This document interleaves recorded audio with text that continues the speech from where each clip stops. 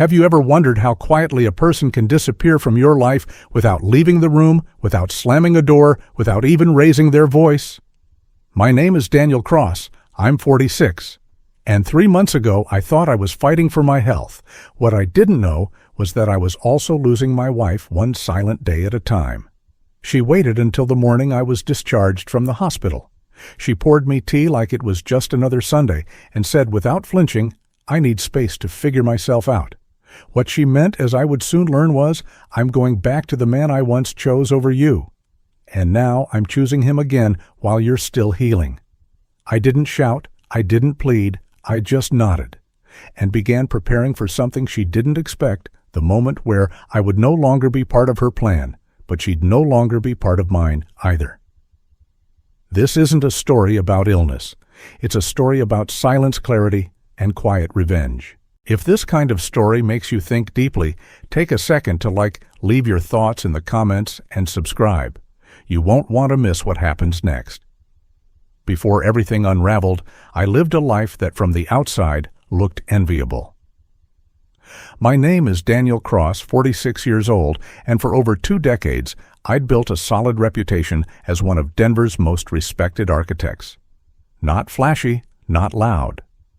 I specialized in designing homes that felt like sanctuaries. I believed in structure, in function, in quiet strength. I carried those same values into my personal life. Rebecca and I met when I was 25. She was teaching chemistry at a local high school full of idealism and drive. I fell for her quickly. She was smart, magnetic, confident in a way that made you lean in. We married 2 years later and bought a small fixer-upper near Sloan's Lake.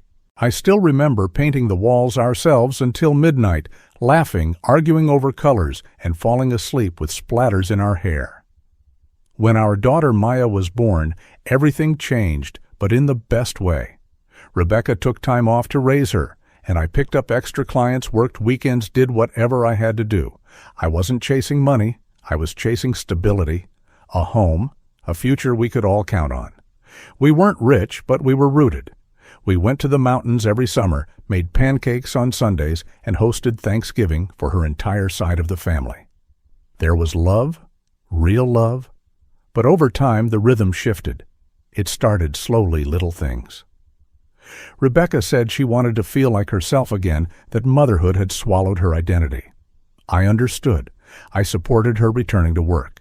I even encouraged her to join a wellness program. She was excited about a mix of yoga, mindfulness, and retreats for creative renewal.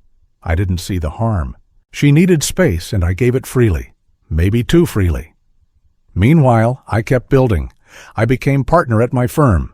Maya grew into a fierce and brilliant young woman, got accepted to a competitive pre-med program in Atlanta, and made us proud in ways I can't even begin to describe. But around the time Maya left for college, I started to feel off. At first, I thought it was stress, then maybe age. But when I collapsed during a client meeting and was rushed to the ER, they found it a rare cardiac arrhythmia. Serious, progressive, dangerous.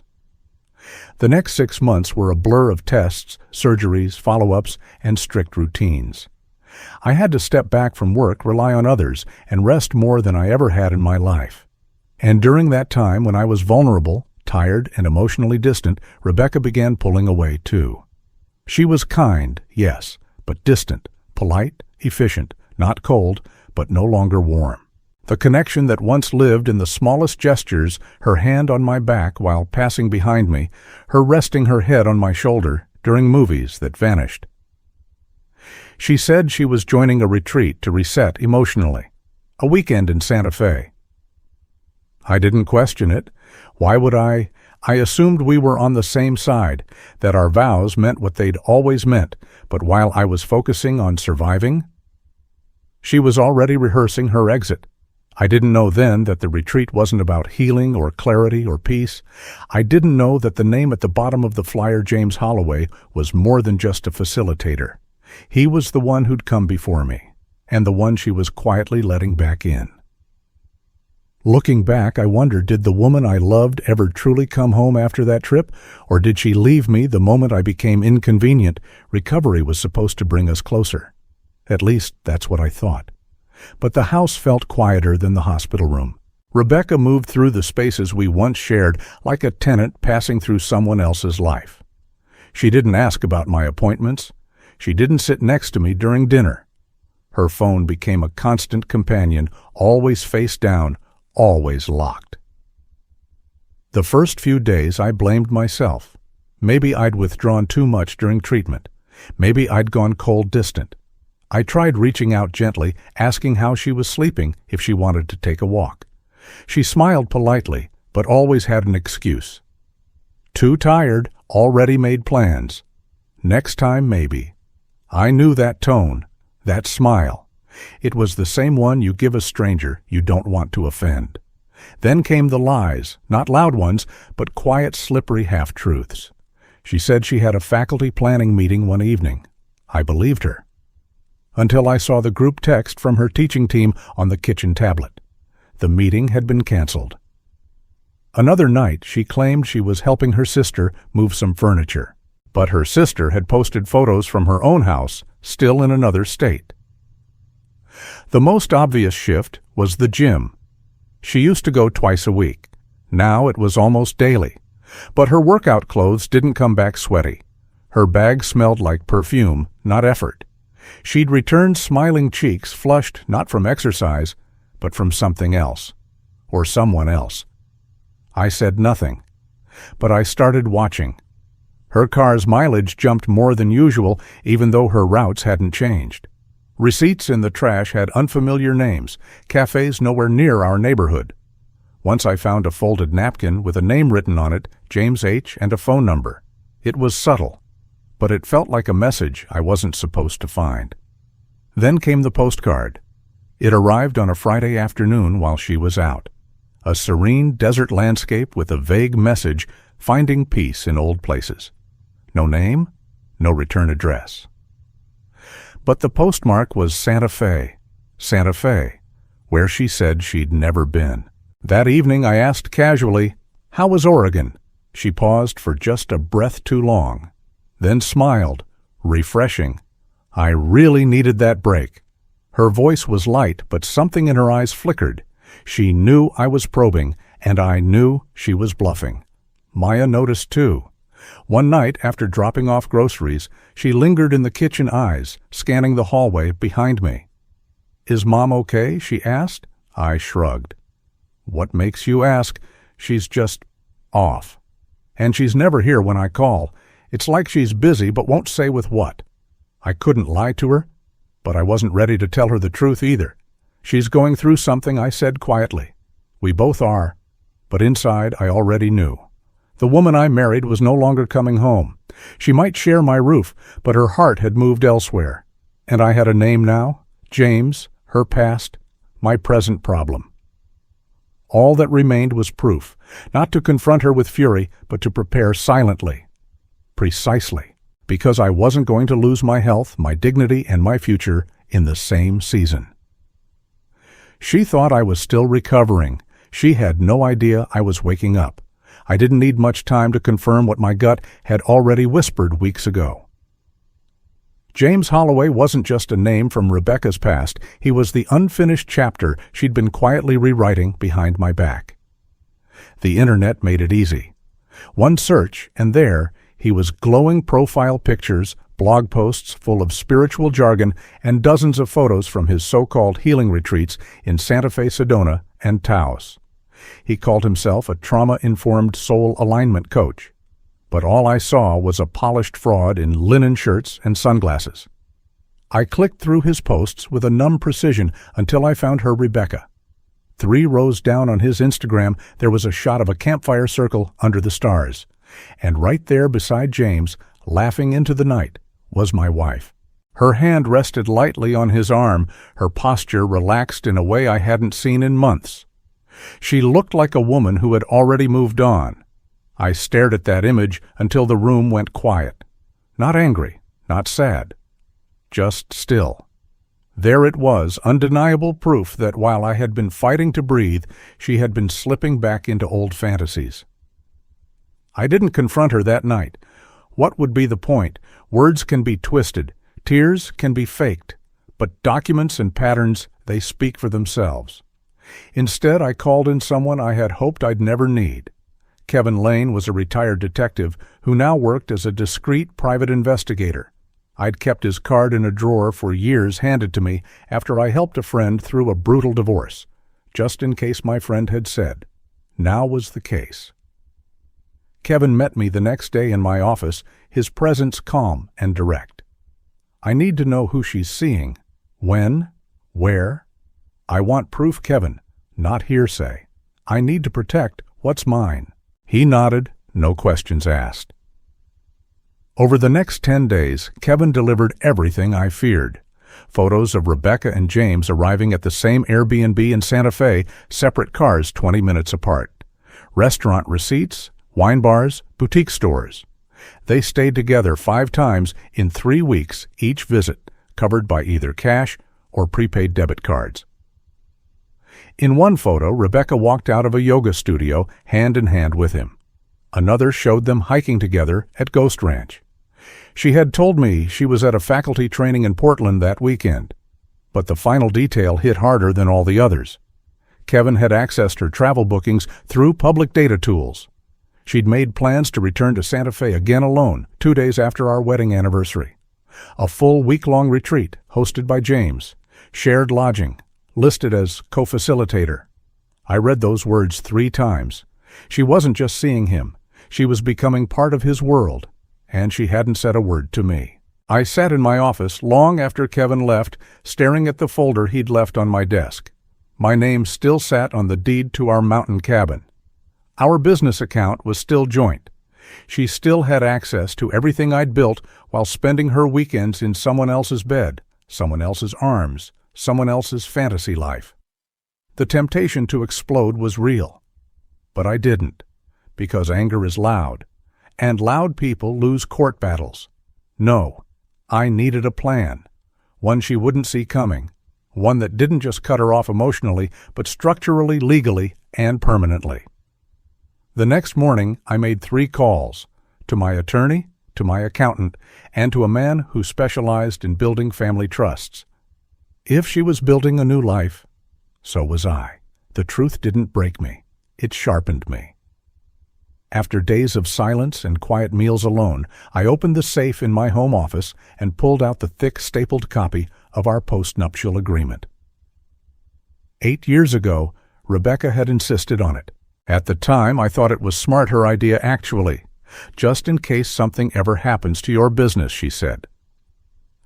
I had taken it as a sign of maturity, of protecting what we were building together. Now I saw it differently. Buried in the language was a clause she had added. In the event of infidelity by either party, the non-offending spouse shall retain full ownership of all personal and business assets established prior to the agreement. That clause would become my shield. The next morning I met with Angela Rowe, my longtime attorney. She was sharp, exacting, and not easily rattled. I handed her Kevin's photos, the report, and a copy of the postnup. Her eyes scanned the documents quickly. Then she leaned back in her chair and looked at me. She's already gone emotionally. You're just protecting what's left. If we act fast, we can move the right assets and seal off her access before she realizes what's happening. We began drafting. Over the following 10 days, I worked in quiet coordination with Angela, my CPA Robert Tran, and a family estate specialist named Karen Mendez. We mapped out a full transfer plan that would protect my legacy without crossing legal lines. First, we established the Maya Cross Educational Trust, an irrevocable structure with my daughter as sole beneficiary. I would serve as trustee until she turned 30, but the assets would legally belong to her the moment they were moved. This wasn't just about protecting wealth, it was about building a wall Rebecca couldn't scale and giving my daughter something untouched by betrayal. We moved quickly, transferred my 50% stake in the architectural firm into the trust, moved 2 of our rental properties, including the Aspen condo, under trust ownership, assigned 65% of my private investment portfolio to the trust, noting it as future education and medical endowment. Filed a quitclaim deed on our mountain cabin, transferring my ownership to the trust while keeping Rebecca's half untouched on paper. I had just gifted my daughter over $2.8 million in long-term assets. In reality, I had quietly removed almost everything Rebecca could have tried to claim. I also made personal updates. I rewrote my healthcare proxy, removing her name. I revised my will, excluding her entirely. I updated every password, revoked every financial access, restructured all business account authorizations. The brilliance of it all was in the timing. Everything was done before any formal confrontation. That way, if she tried to retaliate with lawyers, the assets would already be moved, not hidden, but protected. Karen said it best in our final call. "You're not punishing her, Daniel. You're just ensuring your life's work doesn't end up funding someone else's retreat center." The same evening, Rebecca texted me from the kitchen while I sat in the office. "Thinking of going to that New Mexico retreat again in 2 weeks. Just need space to clear my mind." I replied, "Do what brings you peace." She probably thought I had finally surrendered, that I'd accepted my role as the man she could leave behind without consequence. But she had no idea. She was walking out of a life she could no longer access. And when she tried to return, she'd find that every key had been changed. It was the Wednesday before our wedding anniversary when Rebecca came home with a strange kind of calm in her voice. She walked in with a paper bag of groceries, humming some soft tune I didn't recognize, and asked if I wanted her to make dinner. It had been months since she'd offered, months since she'd even lingered in the same room. I nodded slowly, watching her move around the kitchen like she used to, as if the last 3 months had been a dream or a phase or some long emotional detour she'd decided to abandon. She made grilled salmon, lit a candle, poured wine. The table was set like an apology with silverware and second chances. We ate quietly like people testing the floor before dancing again. Then she said it. "James, he's not what I thought. He's different now. A little too intense, maybe." She swirled her wine glass without looking at me. I guess I just needed to see what I wasn't missing. I didn't react. I just kept cutting my food. She took a breath and continued. "I don't want to make this more complicated than it is. I made mistakes. I lost perspective. But if we could talk, just talk." Maybe she didn't finish the sentence. She didn't have to. I already knew the script. She had tried something bold, something reckless, and now she wanted to quietly re-enter the life she once called hers, as if nothing had been burned in the process. I stood up, walked to my office, and returned with a small stack of documents. I placed them next to her plate. She looked confused, then slowly began flipping through them. The first was the updated deed for the mountain cabin. Only one name was listed under new ownership, Maya Cross Family Trust. The next was the irrevocable trust document detailing the portfolio transfers, asset protection structures, and legal ownership filings. Finally, the post-nuptial agreement with the infidelity clause underlined in blue. She looked up pale. "What is all this?" "My side of the conversation," I said quietly. Her voice cracked. "You did all this behind my back?" "No, I did all this after you left mine." She swallowed hard. "I thought you'd be willing to work through it." "I did work through it," I said, "just not the way you expected." She leaned back, arms crossed, trying to recover ground. "You're trying to punish me." "No," I said. "I'm trying to protect myself. From here forward, your choices are yours to own, just like mine." She looked at the last page again, the one listing the assets now outside her legal reach. "You can't undo this," she whispered. I shook my head once. "It's already done." She stared at the candle between us, eyes wide mouth, slightly open, but no words came. I didn't gloat. I didn't scold. I stood, picked up the dishes, and began rinsing them in the sink. She sat there surrounded by the silence she had helped create, flipping through pages that no longer belonged to her future. And in that moment, I think she finally realized the man she left in that hospital bed had not stayed broken. He had rebuilt himself quietly, strategically, completely, while she was too busy chasing a ghost. By the time she turned to face me again, there was nothing left for her to come home to. 2 weeks later, Maya received news that she'd been selected for a full scholarship to a top-tier medical fellowship. She wanted to celebrate with a family dinner. Just something simple, she said. A few cousins, close friends, maybe Grandma.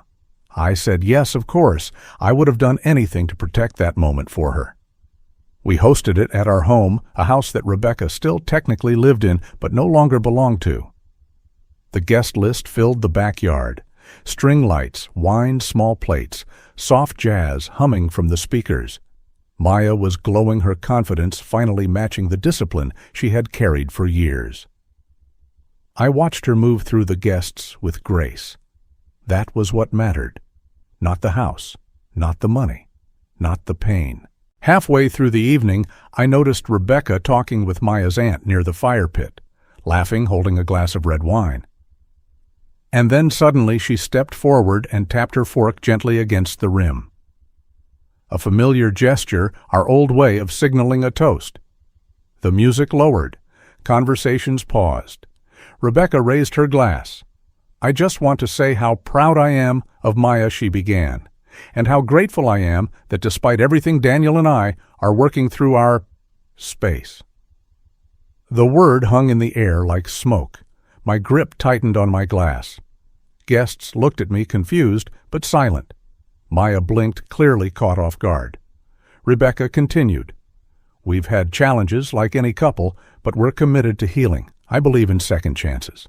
I believe people can come back together stronger." Her voice softened. Her gaze lingered on me a little too long. And that's when I stood up. I didn't raise my voice. I didn't argue. I simply walked to the side table and picked up the slim manila envelope I'd placed there earlier, just in case. I walked back to the center of the backyard and handed it to her, keeping my voice even. "Since we're being honest tonight," I said, "you should read this." She looked at the envelope like it might burn her hands. Slowly, with everyone watching, she opened it. A few pages slid out Kevin's report, hotel records, time-stamped photos, receipts, the post-nup clause, and most damning trust transfer documentation already finalized and notarized. She flipped through each sheet like they were foreign text, her expression shifting from confusion to fear to disbelief. Her voice dropped. "What is this?" "The truth," I said, "the one you chose not to tell, and the one I've already acted on." She stood frozen, her fingers trembling, as she looked around at the faces staring back, some shocked, some uncomfortable, some turning away. She tried to speak, but no words came. Maya stepped forward, then eyes-wide voice, barely a whisper. "Mom." But Rebecca said nothing. She gathered the papers quickly and stepped back toward the house. The door clicked shut behind her. The music resumed a few minutes later, but the tone had changed. Not heavy, just cleared. Maya looked at me, lips tight. "You didn't have to do that." I nodded. I didn't want to, but I wasn't going to let her rewrite the story. She exhaled slowly. "Thank you for protecting it." That night, Rebecca packed the last of her things. She didn't say goodbye. She didn't have to. The silence spoke for her, just like it always had. After the night of the dinner, the house felt different, not empty, lighter, as if someone had finally opened a window and let out years of stale air. Rebecca didn't return the next morning, or the next week. I found her keys on the kitchen counter, along with a note that simply said, "I'll forward my new address when I'm settled."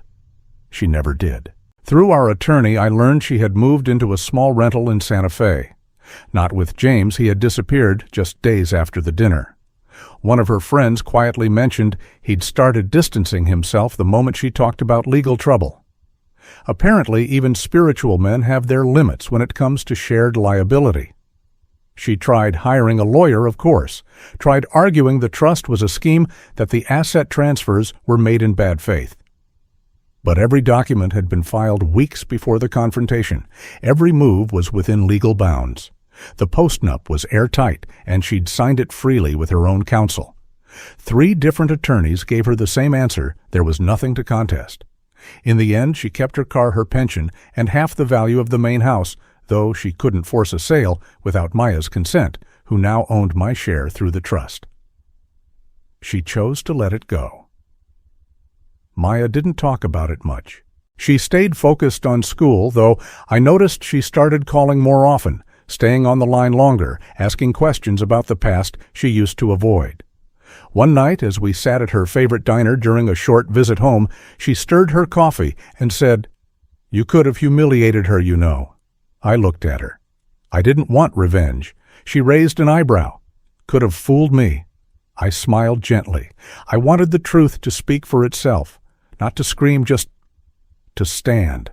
She nodded, then after a moment reached across the table and squeezed my hand. "You protected me without making it about you. That's strength, Dad." 6 months later, I sold the house and moved into a smaller place across town, more manageable, quieter. I kept the business, most of my clients, and the cabin, which I still visited on weekends, though now mostly alone.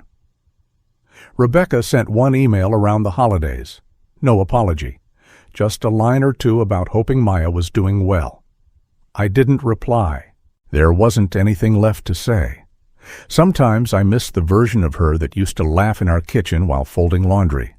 I miss the woman who decorated the tree with Maya in mismatched socks and sang off-key. But I don't miss the distance, the half-truths, or the weight of pretending. That version had faded long before she walked away. And now, in the quiet she left behind, I found something unexpected. Peace, not loud, not triumphant, but honest. And it was finally mine. This isn't just a story about betrayal, it's a story about response, about how a man chose clarity over chaos, strategy over shouting, and dignity over drama. When someone walks away during your lowest moment, during illness, loss, or hardship, they're not just revealing who they are. They're giving you permission to rebuild without them. Daniel didn't yell. He didn't beg. He didn't seek revenge through destruction. He acted with intention, quiet moves, legal intelligence, emotional restraint, and most of all, purpose. His strength wasn't in what he said, but in what he did after being left behind. Because when the wrong person walks out, they make room for something better. Not always someone, but something: peace, freedom, control, legacy. If you've ever been left when you needed someone most, you're not alone. And you don't have to prove anything with anger. Let the truth speak, let the facts hold, and protect what truly matters. Sometimes the strongest comeback is the one that doesn't make a sound. And if this story moved, you share it, like it, and tell us in the comments what moment hit hardest. Your voice might help someone else find theirs.